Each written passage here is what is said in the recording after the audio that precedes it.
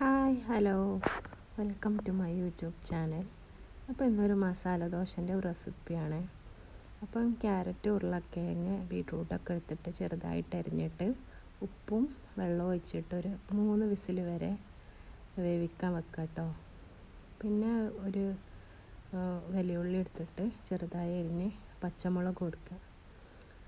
അധികം സാധനങ്ങളൊന്നും ഇടണ്ട, അപ്പം വലിയ രസം ഉണ്ടാവില്ല, കുട്ടികൾക്കൊന്നും ഇഷ്ടപ്പെടില്ല. സിമ്പിളായിട്ട് ഉണ്ടാക്കട്ടത്, വളരെ എളുപ്പമാണ്.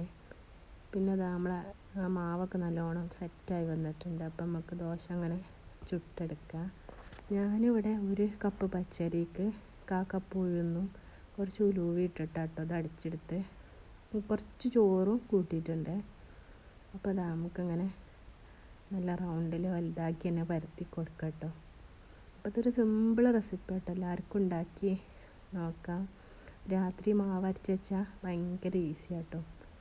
അപ്പോൾ വെളിച്ചെണ്ണയിൽ കടുക് പൊട്ടിച്ചതിന് ശേഷം ഈ ഉള്ളി മുളകൊക്കെ ഒന്ന് വഴറ്റിയെടുക്കുക. ഉപ്പും കുരുമുളക് പൊടി കേട്ടോ ഞാൻ ഇട്ട്, മസാല ഒന്നും ഇടണ്ട. അപ്പോൾ ഇതൊന്ന് അടിച്ചിട്ട് അതിക്കൊന്ന് പാർന്ന് കൊടുക്കുക കേട്ടോ.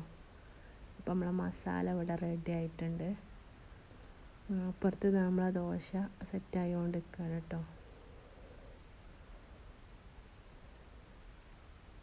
അപ്പം ഇനി നമുക്ക് ഈ മസാല ഒന്ന് മിക്സ് ചെയ്തിട്ട് ഇതിലേക്കൊന്ന് ഇട്ട് കൊടുക്കുക കേട്ടോ.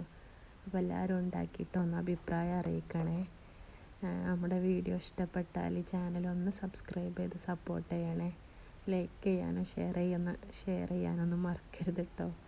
നമ്മളെ ആദ്യത്തെ ഓൺ വോയിസ് വീഡിയോ ആണ് കേട്ടോ. അപ്പം ഓക്കെ ബൈ, പുതിയ വീഡിയോസുമായിട്ട് വീണ്ടും കാണാം.